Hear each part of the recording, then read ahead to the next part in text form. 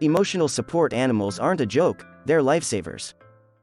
But before we start, please take a moment to give this video a like, subscribe, and hit the bell so you'll never miss these great stories. As any pet owner will tell you, the emotional bond between animals and humans is as strong as any relationship, and often longer lasting. But when airlines started banning emotional support animals from flights a few years ago, social media was flooded with jokes mocking the very concept. Fast food chain Popeyes advertised its own emotional support chicken, and the stars of Jurassic World did a skit about an emotional support velociraptor. The notion of emotional support animals gets a mixed reception, but there's actually strong and growing evidence of the importance of pets as a source of support, especially when it comes to our mental health. It's something that struck Dr. Lindsay Dewa, Advanced Research Fellow at Imperial College London's Institute of Global Health Innovation, during her research into how lockdown has impacted young people's mental health. A lot of people talked about their active coping strategies, and one that really came through was dog walking, she says. Several people interviewed as part of Lindsay's study said their pets had been vital in helping them cope over the past year.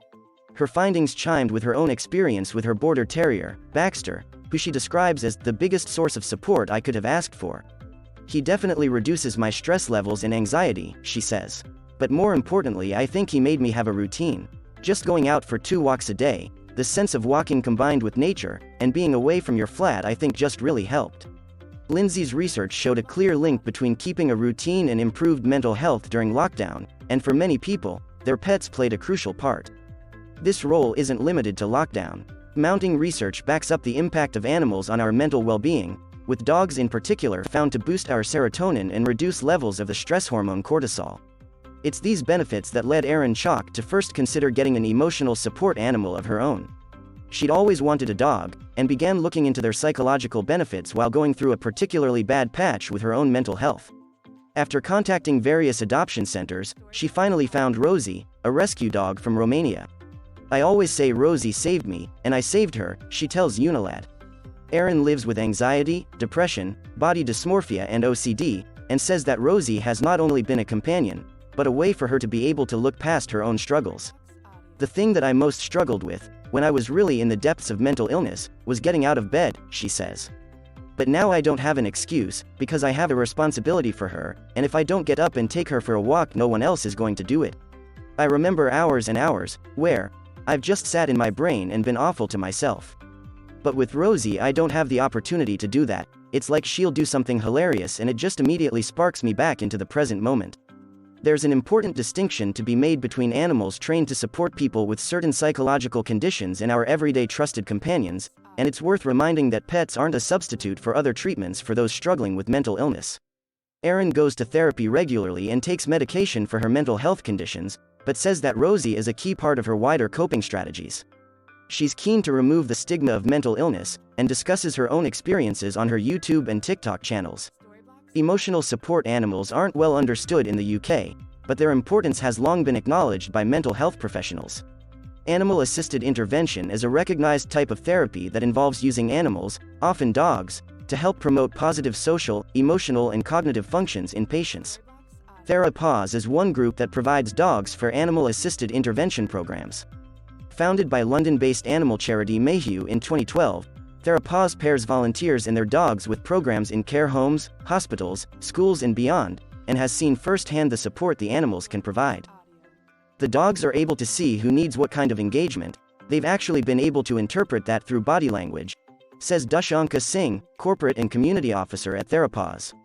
The dogs are always watching us and seeing what we need, and it's a jointly beneficial relationship. TheraPaws' work has been the subject of research by Middlesex University on the benefits of animal-assisted intervention. The study found that among care home residents who received regular TheraPaws visits, quality of life increased by 12%, emphasizing the very real benefits of animal interaction. It's not just dogs, either. Julia Esposito, a self-care blogger from Toronto, keeps birds in her apartment as well as a rabbit called Honey, and says they're a huge source of relief from her day-to-day life. Even just watching them and their natural behaviors, like playing with each other or destroying their toys, it's really distracting from your own problems, she says. You're in the moment with the animals, and it's just so nice watching a bit of nature. Owning a pet isn't an option for everyone, of course. They're a big financial and time commitment, and often difficult to swing with a landlord. But that doesn't mean there aren't other ways to benefit from animals.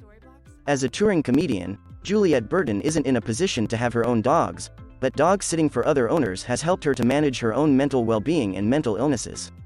Juliet has lived with mental illness since she was a teenager, having been diagnosed with 13 different mental health conditions and spent 5 different stays in mental health facilities for eating disorders and suicidal ideations.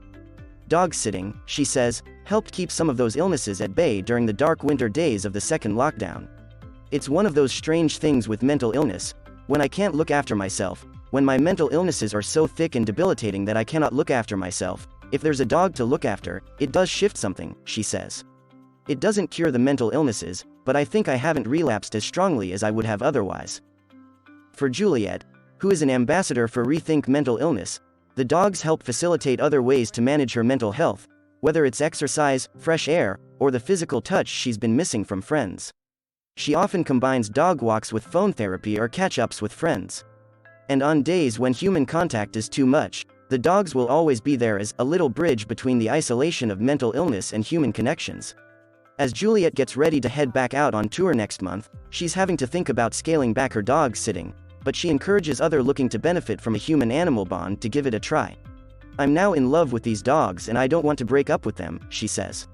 Sure, the conversations are a little one-sided, but then I never listen to what my friends said anyway.